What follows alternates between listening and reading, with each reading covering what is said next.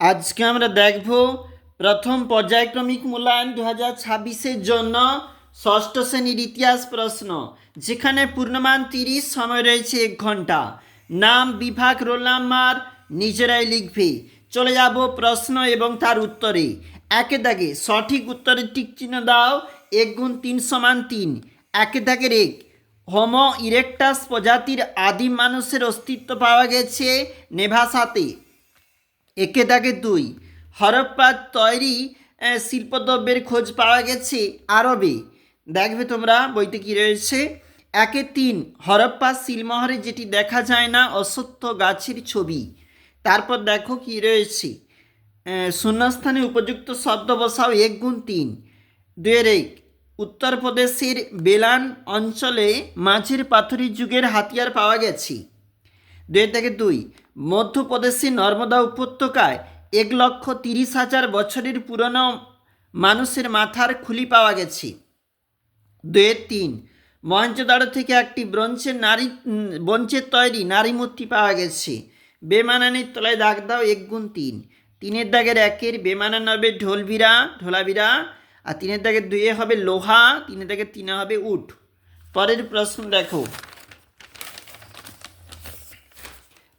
পরের যে প্রশ্ন রয়েছে এখানে, যেখানে 2 নম্বর পেজ, সত্য মিথ্যা লেখো। 3 নাম্বার, একের দাগ, হরপ্পা সভ্যতায় গাড়ি টানার জন্য বলদের ব্যবহার হতো, সত্য। 2-এর দাগ, মেহেরগড় সভ্যতা আবিষ্কার করেন দয়ারাম সাহানি, মিথ্যা। 4-এর দাগের 3, হরপ্পা সভ্যতা প্রাগৈতিহাসিক যুগের সভ্যতা, মিথ্যা।